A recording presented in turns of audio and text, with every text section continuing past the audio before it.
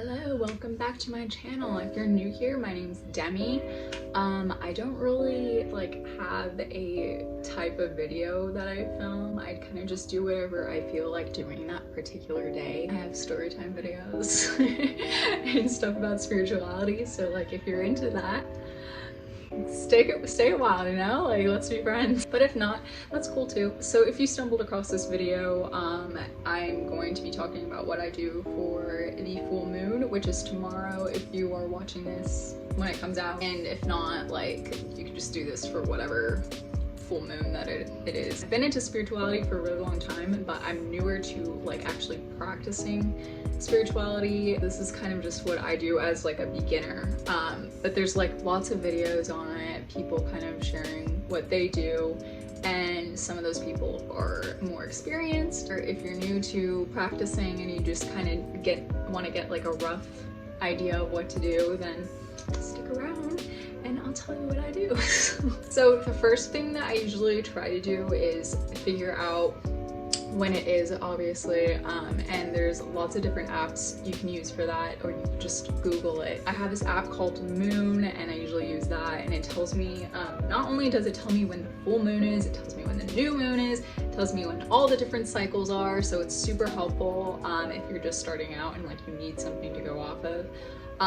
Yeah, I would definitely suggest that. So once you figure that out, you also want to try to figure out the type of energy and the sign that is going to be corresponding with the moon. Usually for that, I will just look up YouTube videos. There's lots of people on here talking about that stuff, a lot of people who know their shit and are into astrology and stuff. So that's just important if you are wanting to use tools in your spiritual practice, or I don't know, if you just kind of want to know what to base your practice around. Basically, finding out that type of energy will help you figure out what tools you could be using, for herbs and crystals and all sorts of things. That's usually what you want to do first, and then after that, what I will usually do is I will take a spiritual bath, or you can also do a shower.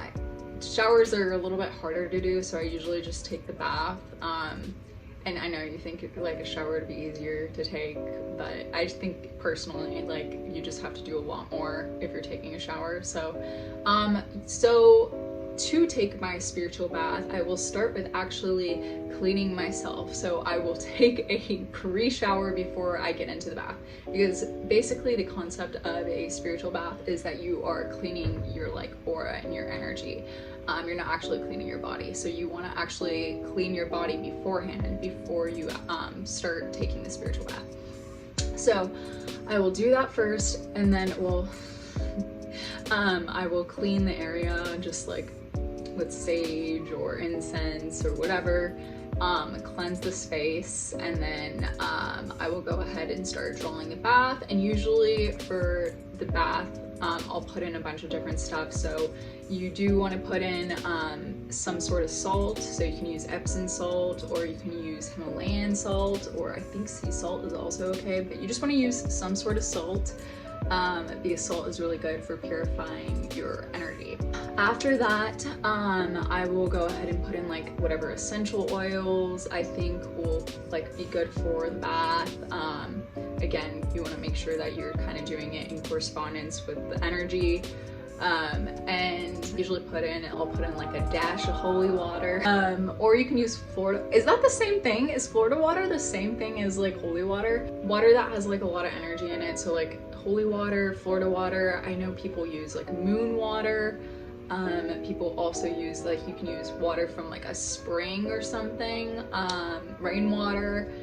Just some other type of water is what I've seen a lot of people do. Sometimes I put bubbles in my bath, but usually I don't do it for the spiritual baths. And I think that's usually it. That's usually what I'll end up putting in it. And then sometimes I'll just set little crystals around. You know, you want to make it nice, you want to make it relaxing and stuff. And so after you've done all that, you want to go ahead and get in the bath. And then usually what I try to do is I will meditate while I'm in the bath. So I'll just meditate my energy being cleansed, and you can use your imagination, you know, with that. So me personally, I will just like imagine like black energy like filling the bathtub, and the bath water like getting dirty. When I take the plug out for the water, I will like imagine like the like black or bad energy like going down the drain. So you can do that if you want, or just like whatever you want to use, I guess. And then after that, after I'm all nice and clean and my energy is like pure again, so after that I'll like clean my crystals, or you can make moon water. And to make moon water, put like a regular jar of water outside and you just let it get torched by the moon. And I think you can leave it there, like, I think you're supposed to leave it there all night. But with like your crystals and stuff, you don't have to like leave it out there all night. You can just like guesstimate, I guess. So if you have like really dirty crystals like that need to be like, you know, need to be cleansed, then I would suggest probably leaving them out a little bit longer. But if you have crystals that like don't need to be as cleansed, or you cleanse them regularly, then you can just leave them out there for like 10 minutes. It's like up to you. After that, I usually use that time to meditate or do like a ritual or something.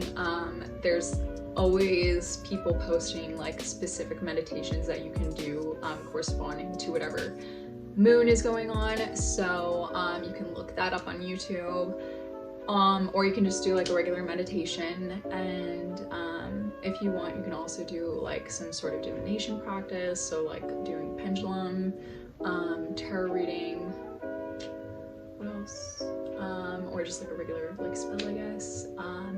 And it's also a good time to journal and try to manifest. So you can do like a manifestation practice if you want.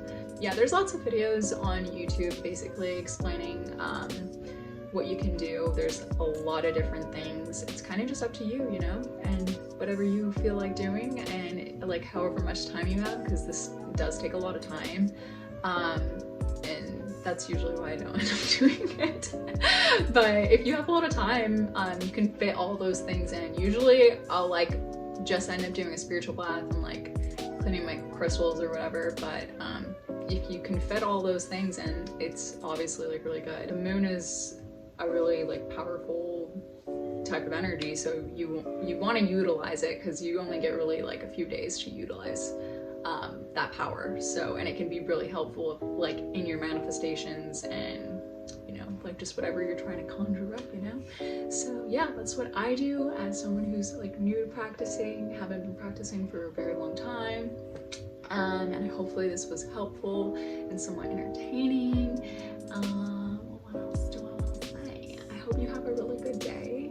And yeah, all right, bye.